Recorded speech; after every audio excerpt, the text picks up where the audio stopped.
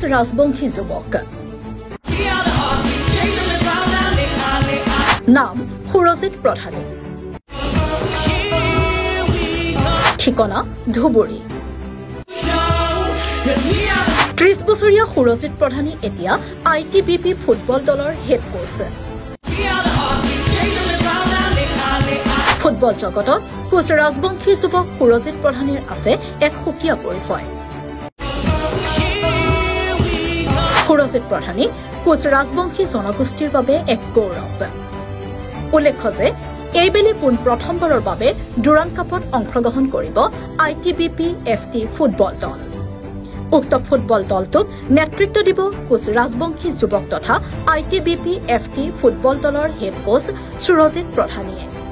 অহা 27 জুলাইত কোকৰাঝাৰৰ চাই ষ্টেডিয়ামত ITBP FTৰ প্ৰথমখন খেল অনুষ্ঠিত হ'ব। প্ৰথম খেলখন ITBP FT বনাম কাৰ্বি আংলং মৰ্ণিং ষ্টাৰৰ মাজত অনুষ্ঠিত হ'ব বুলি জানিব পৰা গৈছে।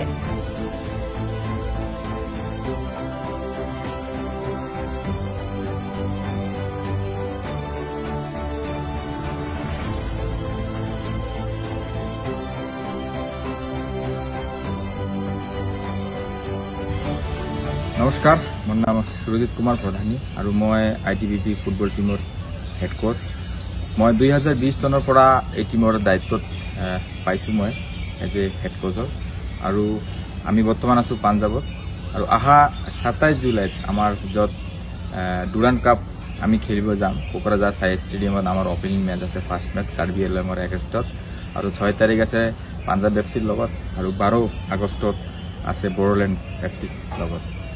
হোপ আমাৰ টিমটো ভালে কৰিব এই আশা থাকিল। আৰু আপোনালোকে গম পায় যে আমাৰ এইটো ফ'ৰ্জৰ টিম হয়। আপোনালোকে চবে আহক, আমাক ছাপোৰ্ট কৰক আৰু এই আশা থাকিল আপোনালোকৰ পৰা। ধন্যবাদ। এজন কোচ ৰাজবংশী যুৱক।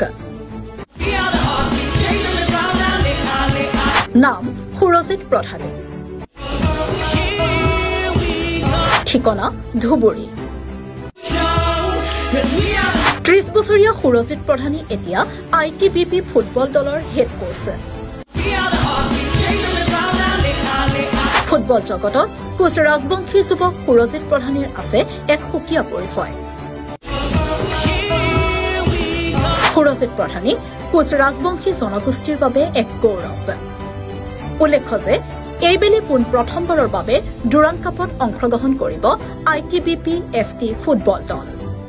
উক্ত ফুটবল দলটোক নেতৃত্ব দিব কোচ ৰাজবংশী যুৱক তথা ITBP FT ফুটবল দলৰ হেড কোচ সুৰজিত প্ৰধানীয়ে।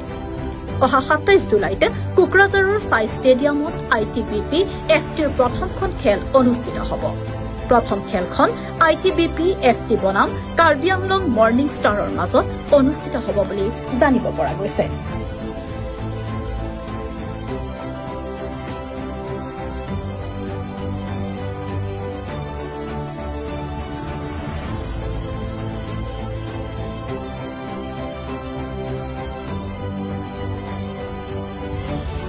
নমস্কাৰ, মোৰ নাম সুৰজিত কুমাৰ প্ৰধানী আৰু মই ITBP ফুটবল টিমৰ হেড কোচ।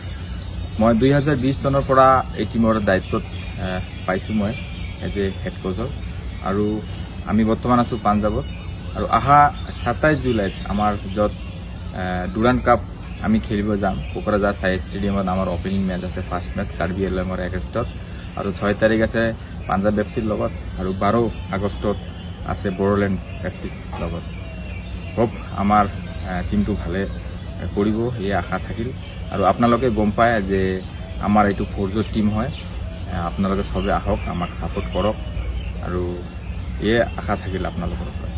ধন্যবাদ।